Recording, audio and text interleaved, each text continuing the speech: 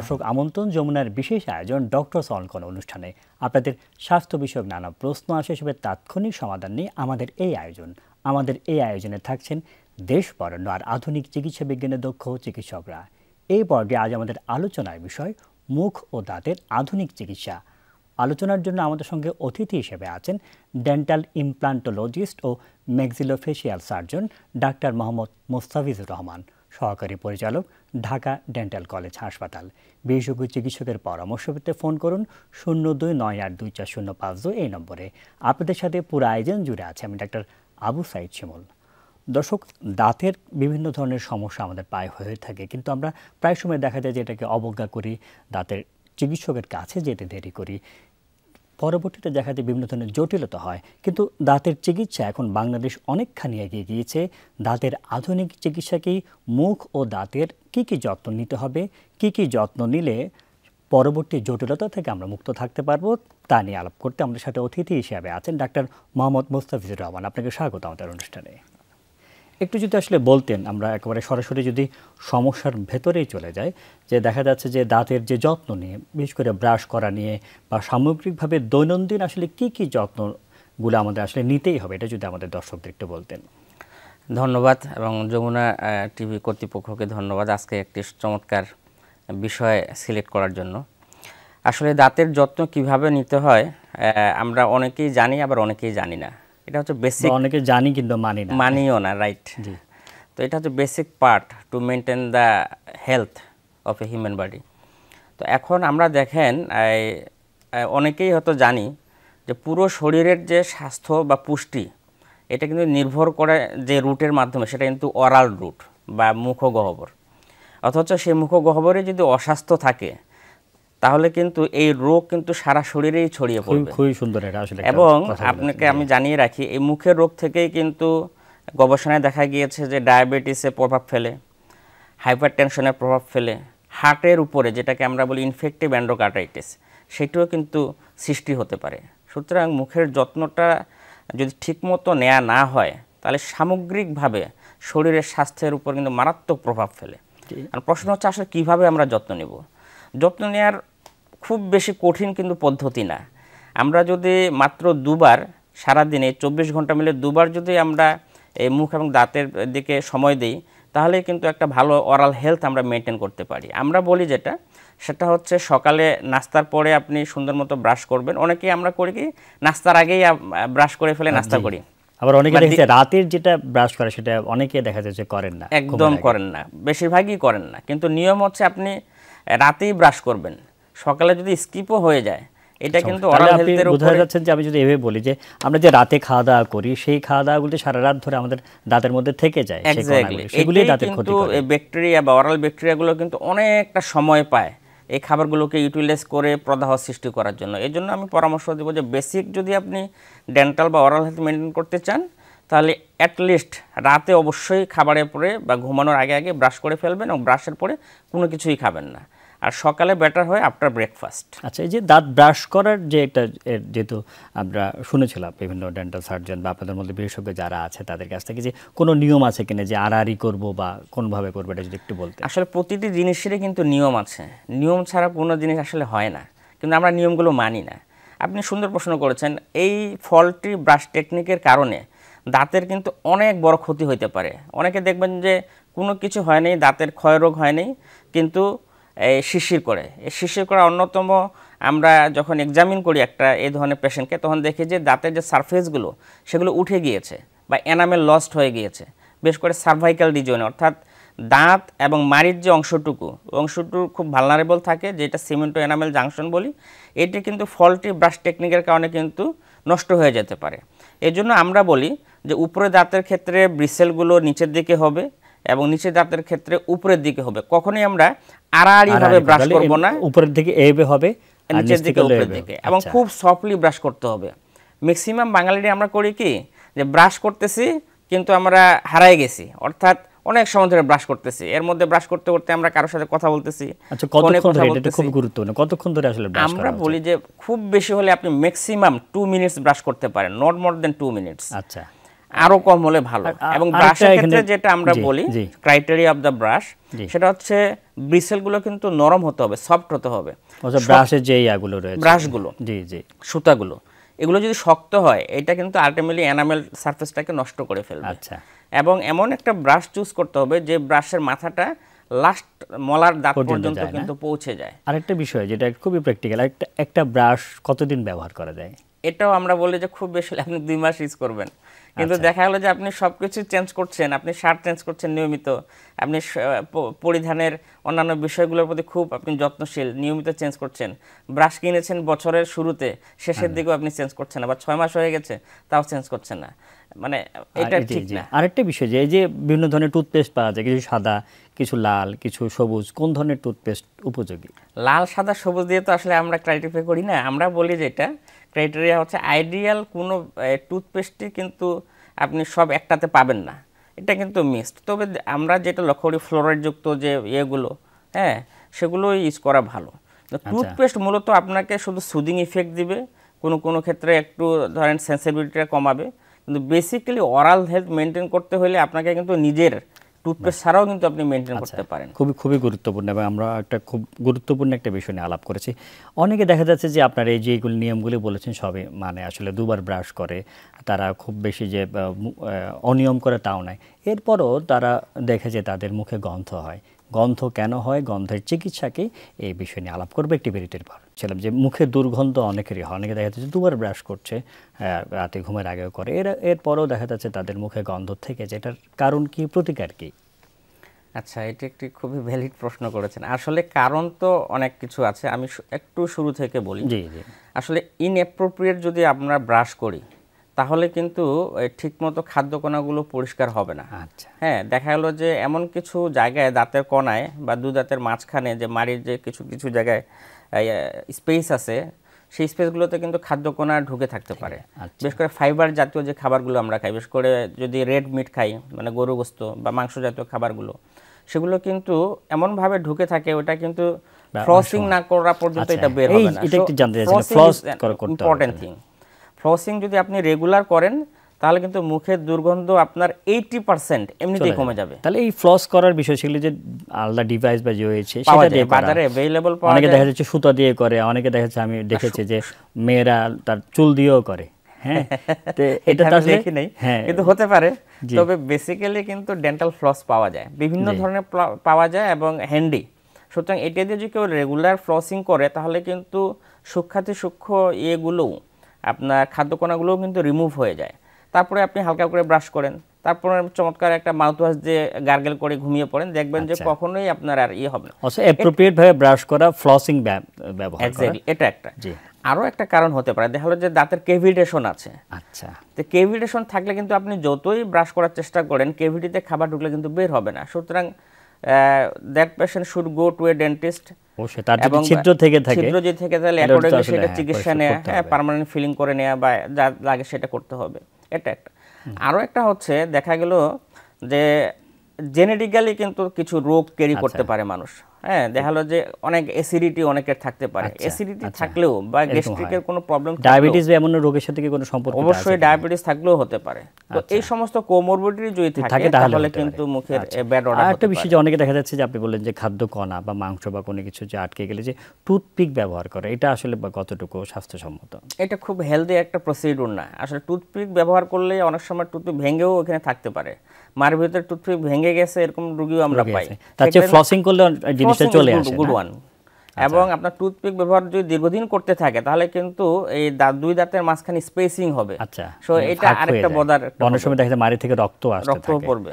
আচ্ছা, আরেকটা বিষয় যেটা অনেকের ক্ষেত্রে যেটা পান জর্দা ব্যবহার করে, এটা আসলে কতটুকু পর্যন্ত ক্ষতি করে? যে পান জর্দা খেয়ে ফেলে একটু করে পরিষ্কার করে দিলাম, সেটা কি হয়ে যায় না? এটা দীর্ঘমেয়াদী ক্ষতি কি হতে পারে? আসলে কতটুকু পর্যন্ত ক্ষতি করে এটা পার্সন টু পার্সন কিন্তু ভেরি করে, ইন্ডিভিজুয়াল ইমিউনিটির উপরে ভেরি করে, ফ্যামিলি হিস্ট্রির উপরে ভেরি করে, মানে ইট ইজ মানে ডিপেন্ডেবল অন মেনি থিংস।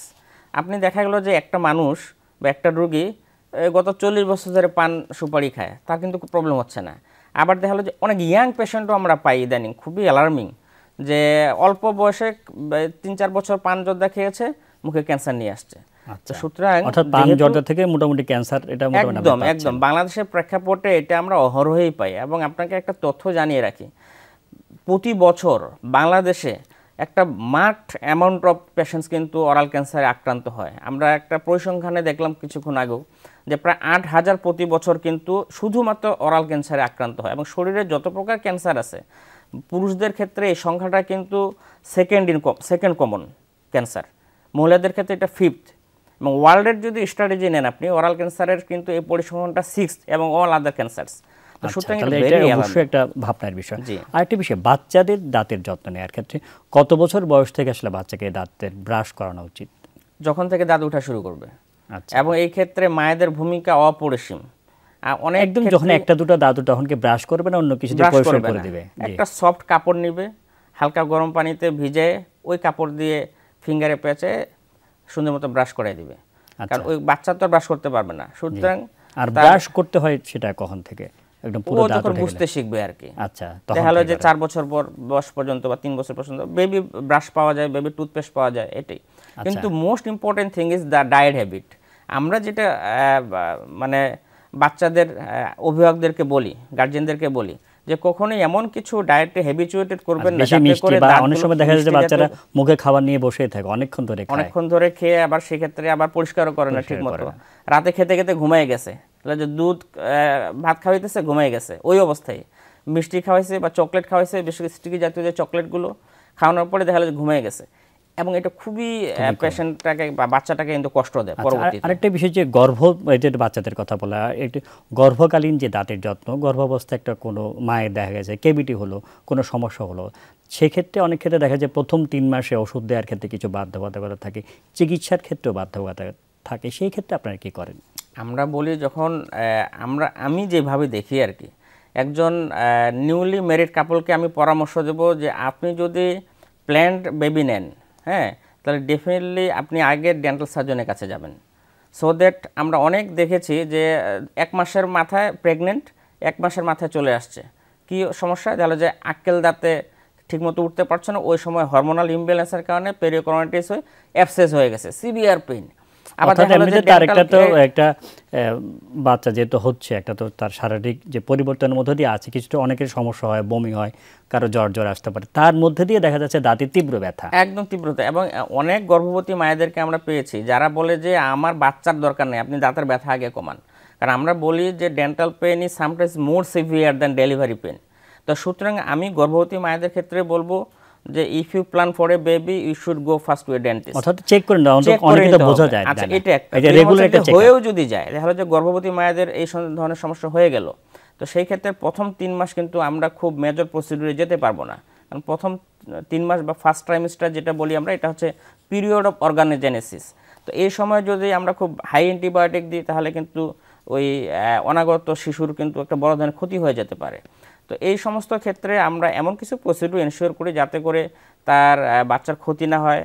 এবং 3 মাস পরে, প্রথম 3 মাস পরে এবং লাস্টে যে 3 মাস, মূলত ওই সেকেন্ড ট্রাইমেস্টার বা প্রথম 3 মাসের শেষ 3 মাস বাদ দিয়ে মাঝখানে যে 3 মাস, এই 3 মাসেই মূলত দাঁতের চিকিৎসাটা করানো ভালো। আচ্ছা, খুবই সুন্দরভাবে বলেছি। যে কেভিটির কথা বলেন যে অনেক ক্ষত হয়ে যাওয়া, অনেকে বলেছে দাঁতের পোকা ছোটবেলাতে শুনেছি, কেভিটির আধুনিক কি কি চিকিৎসা রয়েছে এ বিষয়ে নিয়ে আমরা আলাপ করব একটি বিরতির পর। জানার বিষয় মুখ ও দাঁতের আধুনিক চিকিৎসা, এবং আমাদের সাথে অতিথি হিসেবে আছেন ডাক্তার মোহাম্মদ মোস্তাফিজুর রহমান। আমরা আলাপ করছি কেভিটি নিয়ে, যে এই দাঁতের মধ্যে ছিদ্র হয়ে যাওয়া, আমরা ছোটবেলায় শুনতাম যে দাঁতে পোকা ধরেছে, এই যে ক্যাভিটি কেন হয় এবং চিকিৎসা কি? আসলে এটি একটি কমন প্রবলেম। তো কেভিটি কেন হয় এগুলো অনেক কারণ আছে, বিশেষ করে ব্যাকটেরিয়াই মূলত অন্যতম কারণ। তো বিশেষ করে কিছু কিছু ডায়েট হ্যাবিট আছে যেগুলো ব্যাকটেরিয়ার জন্য খাদ্য হিসাবে এক্সাজারবেট করে এবং কেভিটি দ্রুত সৃষ্টি হয়। তো এটাই হচ্ছে মূল কারণ। আচ্ছা, আর কেভিটি হলে যেটা হবে মূলত এটাই কারণ, ব্যাকটেরিয়ার কারণেই মূলত হয় কেভিটি। তো কেভিটি হওয়ার পরে যেটা মানে কনসার্ন বিষয় যে আমি ঠিক সময় আসলে চিকিৎসাটা নিচ্ছি কিনা। বেশিরভাগ ক্ষেত্রে কেভিটির অ্যাপিয়ারেন্সটা ছোট্ট একটা ব্ল্যাক স্পট দিয়ে হয়, এবং এই ব্ল্যাক স্পট কিন্তু আননোটিস থাকে, যেহেতু পেইন হয় না, সেন্সিটিভিটি ডেভেলপ করে না শুরুতে, পেশেন্ট কিন্তু বুঝতেই পারে না তার ভিতরে যে অলরেডি মানে কনসার্ন বিষয় যে আমি ঠিক সময় আসলে চিকিৎসাটা নিচ্ছি কিনা। আচ্ছা, বেশিরভাগ ক্ষেত্রে কেভিটির এপিয়ারেন্সটা ছোট্ট একটা ব্ল্যাক স্পট দিয়ে হয় এবং এই ব্ল্যাক স্পট কিন্তু আননোটিস থাকে, যেহেতু পেইন হয় না, সেন্সিটিভিটি ডেভেলপ করে না শুরুতে, পেশেন্ট কিন্তু বুঝতেই পারে না তার ভিতরে যে অলরেডি অ্যাটাক হয়ে গিয়েছে, দাঁতের ক্ষয়রোগ শুরু হয়ে গিয়েছে। এবং আপনি হয়তো জানেন যে দাঁতের তো 3টা স্তর, বেসিক্যালি বাইরের স্তরটা সবচেয়ে বেশি হার্ডেস্ট, এনামেল বলি। তো এনামেলটা ক্ষয় করে যখন ভিতরে ঢুকে তখনই কিন্তু একটা সেন্সিটিভিটি ডেভেলপ করে, কিন্তু এই এনামেলটা ক্ষয় করতেও তো একটা টাইম লাগে। তো এই দীর্ঘ সময়ে এই ব্ল্যাক স্পটটা যদি থেকে যায় তাহলে কিন্তু পরবর্তী ধাপেই কিন্তু তার সেন্সিটিভিটি ডেভেলপ করে। তো আমাদের উচিত হবে বা আমরা রুগীদেরকে বলি, আপনি যখন চেহারার সামনে দাঁড়ান বা ব্রাশ করেন, আপনি একটু আয়নার সামনে হা করে তাকায় থাকবেন কোন দাঁতে ব্ল্যাক স্পট আছে কিনা। আপনি চেহারার দিকে তাকান প্রত্যেক দিন, আপনি সুন্দর চেহারার জন্য সবকিছু করেন, দাঁতের যত্ন কিন্তু আপনি চেক করেন না। আমি রুগীদেরকে বলি যে আপনি একটু আয়নার সামনে দাঁড়িয়ে হা করে দেখবেন কোন দাঁতে ব্ল্যাক স্পট আছে, যদি থাকে তাহলে ইমিডিয়েটলি আপনি দাঁতের ডাক্তারের কাছে গিয়ে আপনি কিন্তু এই ক্যাভিটিটা রিমুভ করে পার্মানেন্ট ফিলিং করিয়ে নেবেন। অনেক এই ক্ষেত্রে অনেকের ধারণা রয়েছে যে বারবার আমরা ডাক্তারের কাছে যাব কেন, কিন্তু আমি যদি প্রাথমিকভাবে যাই আমার কিন্তু সময় এবং অর্থ দুটোই বাঁচবে। আসলে সময়, অর্থ বাঁচবে এবং ভোগান্তিটা কম, ভোগান্তিও বাঁচবে। কারণ একটা দাঁত যদি নষ্ট হয়ে যায় ওইটার কনসিকুয়েন্স আলটিমেটলি একটা পর্যায়ে কিন্তু হয়তো দাঁত সামান্য চিকিৎসায় ভালো হয়ে যেত, তারপরে তার হয়তো রুট ক্যানেলিং এ এসে অনেক কিছু যেতে হতে পারে, বা অনেক ক্ষেত্রে দেখা যায় দাঁত ফেলেও দিতে হতে পারে। আবার দেখা গেল যে অনেকে যেটা আমরা করি বেশিরভাগ ক্ষেত্রে, বাংলাদেশ তো দাঁতে ব্যথা হলো বা একটু শিরশির ভাব হলো আমরা লোকাল ফার্মেসি থেকে ওষুধ খেয়ে নিই। ওষুধ খেয়ে নিলে হবে কি একিউট ইনফ্লামেশনটা বা পেইনটা কমে যাবে, তখন কিন্তু আবার ডাক্তারের কাছে যেতে ভুলে যাই আমরা। এবং এটা কন্টিনিউ যদি চলে একটা পর্যায়ে দেখা গেল যে ইনফেক্টেড হয়ে, পাল্পটা ইনফেক্টেড হয়ে দাঁতের থেকে বের হয়ে ইনফেকশনটা মেন্ডিবল বা হাড়ের মধ্যে চলে যায়। এবং হাড় থেকে আপনি হয়তো দেখেছেন, যেহেতু আপনি শিশু বিশেষজ্ঞ, অনেক বাচ্চাদের ক্ষেত্রে কিন্তু এই ইনফেকশনটা ক্যারি করে স্কিনের বাইরে চলে আসে। তো এটা কিন্তু খুবই মারাত্মক। এটা যদি বলতেন, আমরা যেহেতু আজকের বিষয়ে আধুনিক চিকিৎসা কি কি রয়েছে এগুলোর ক্যাভিটির ক্ষেত্রে? এখন তো অনেক ধরনের ফিলিং ম্যাটেরিয়ালস পাওয়া যায়। এই ক্যাভিটিগুলো পূরণের জন্য কিন্তু ডেভেলপ কান্ট্রি থেকে অনেক ভালো ভালো ম্যাটেরিয়ালস পাওয়া যায়। দাঁতের সাথে ম্যাচিং করে দিলে অনেক ক্ষেত্রে খুবই মানে বাইরে থেকে বোঝাও যাবে না, একদম বোঝা যাবে না। It's aesthetic, totally aesthetic. আপনি দাঁতের সাথে যে কালার আপনার দাঁত, সেই কালারের ফিলিং ওখানে প্রতিস্থাপন করে। ছিদ্রটা প্রাথমিকভাবে যদি বন্ধ করে দেওয়া যায়, আর যদি যেটা আপনি বলছেন যে প্রাথমিকভাবে না গিয়ে যদি দেরিতে যায় তাহলে তার ফিলিং এ কাজ হয় না, তখন সেই ক্ষেত্রে আপনারা কি চিকিৎসা? তখন আমরা এন্ডো ট্রিটমেন্ট করি, অর্থাৎ রুট ক্যানাল চিকিৎসা করি। সেই রুট ক্যানালও কিন্তু আগে যেমন 3 দিন 4 দিন 5 দিন যেতে হতো, এখন কিন্তু সেটা যেতে হয় না। এখন সিঙ্গেল সিটিং এ কিন্তু রুট ক্যানাল হয়, একদিনই রুট ক্যানাল সম্ভব। এবং রুট ক্যানাল করে অবশ্যই ওই দাঁতটিকে খুব ভালো মতো ক্যাপিং করে নিতে হবে, ক্রাউনিং করে নিতে হবে, পরে আবার একটা কভার করে নিতে হবে, তাহলে এটা টেকসই হবে। এটা ইন দ্য লং রান এই দাঁতটা কিন্তু আপনার থেকে যাবে। খুব বেশি সময় নেই আমাদের কাছে দাঁতের, অনেক ক্ষেত্রে তো এটা আমরা অনেক কিছু বললাম, কিন্তু একটা সময় যে কোনো ভাবেও কারো হয়তো দুর্ঘটনার কারণে একটা দাঁত পড়ে গিয়েছে বা বয়স হলে দাঁত পড়ে যায়, দাঁত যে প্রতিস্থাপনের প্রক্রিয়াটা যদি একটু বলতেন। দাঁত প্রতিস্থাপনের কিন্তু ওয়ার্ল্ড ওয়াইড অনেকগুলো পদ্ধতি আছে। তো এখন লেটেস্ট যদি পদ্ধতির কথা বলি আমি, সেটা হচ্ছে ডেন্টাল ইমপ্লান্ট। আগে যেটা করা হতো, ধরেন একটা দাঁত নেই, সেটিকে প্রতিস্থাপনের জন্য যদি পার্মানেন্ট ভাবেও আমরা বলি তাহলে ব্রিজিং করা হতো, অর্থাৎ তার সামনের এবং পেছনের দাঁতগুলোকে সাপোর্ট নিয়ে আমরা কিন্তু ক্যাপিং করে দিতাম। That is the system, bridge. কিন্তু এটাকে আমি বলি যে সতীদাহ প্রথার মতো, অর্থাৎ এই ভালো দুটা সাউন্ড টুথকে আপনি নষ্ট করছেন, ওই দুটাকেও আপনি কাট দিচ্ছেন, ওই দুটাকেও আপনি কাভার পরিয়ে দিচ্ছেন। তো এটা কিন্তু মডার্ন ডেন্টিস্ট্রি খুব বেশি অ্যালাউ করে না। আমরা যেটা বলি যে দাঁত প্রতিস্থাপন ক্ষেত্রে হইলে কোনো দাঁতকে হার্ম না করে, ক্ষতি না করে, ঠিক যে জায়গাটাতে দাঁত নেই ঠিক ওই জায়গায় এক ধরনের নতুন দাঁত প্রতিস্থাপন করা, যেটা একেবারে কালার টালার সবকিছু একদম এভরিথিং এটা একদম বোঝাই যাবে না ডেন্টাল ইমপ্লান্ট করলে যে এখানে কোনো সমস্যা ছিল। এগুলি কি আমাদের সরকারি হাসপাতালগুলিতে এখন? অবশ্যই। আমি তো ঢাকা ডেন্টাল কলেজ হসপিটালের যেহেতু ঢাকা ডেন্টাল কলেজে এটা হয়, জি আমি ওখানকার যেহেতু দায়িত্বে আছি প্রশাসনে, আমরা আগেও এটা হয়েছিল, এখন আরও আমরা মোর এনরিচ করছি। প্রস্থোডন্টিক ডিপার্টমেন্টে আমরা ডেন্টাল ইমপ্লান্টের জন্য আলাদা একটা ফ্লোর করে দিয়েছি। আধুনিক মেশিনের মাধ্যমে ইমপ্লান্ট রিলেটেড যত ধরনের মেশিন সাপ্লাই দেওয়া যায় সরকারিভাবে, সবগুলো কিন্তু এখানে অ্যাভেল করা আছে। সুতরাং ডেন্টাল ইমপ্লান্ট আপনি ঢাকা ডেন্টাল কলেজ হসপিটালে এসে নির্দ্বিধায় খুবই কম খরচে, একদম মানে প্রায় 10 গুণের এক ভাগ খরচে আসলে সরকারিভাবে করতে পারবেন। আমরা অনুষ্ঠানে একদম শেষ পর্যায়ে চলে এসেছি। ডাক্তার মোহাম্মদ মুস্তাফিজুর রহমান, এতক্ষণ আমাদের সাথে থাকার জন্য আপনাকে অসংখ্য ধন্যবাদ। আপনাকেও ধন্যবাদ এবং আমার দর্শককেও ধন্যবাদ। দর্শক যেমনটি আসলে বলছিলেন ডাক্তার মোস্তাফিজুর রহমান, দাঁত থাকতে দাঁতের মর্যাদা করতে হবে, দাঁতের নিয়মিত যত্ন নিতে হবে এবং অন্তত 2বার ব্রাশ করতে হবে, প্রয়োজনে ফ্লস ব্যবহার করতে হবে এবং মিষ্টি জাতীয় খাবার, পান, জর্দা এগুলি যতটুকু সম্ভব অ্যাভয়েড করতে হবে। তাহলেই দেখা যাচ্ছে আমরা দাঁতের যত্ন নিতে পারবো। এবং দাঁতের যদি প্রথমেই উনি বলেছেন যে আমরা যখন মুখ দেখি আয়নার সামনে, তেমনভাবে যদি আমরা দাঁতও প্রতিদিন একটু করে দেখি এবং প্রাথমিকভাবে ইনিশিয়াল স্টেজে দাঁতের কোনো সমস্যা হলে, কালো স্পট দেখা গেলে আমরা যেন একজন ডেন্টাল সার্জনের কাছে যাই। প্রাথমিকভাবে চিকিৎসা নিলেই কিন্তু দাঁতটা পরিপূর্ণ সুস্থ থাকবে এবং আমাদের খরচ, সময়, ভোগান্তি সবগুলি বাঁচবে।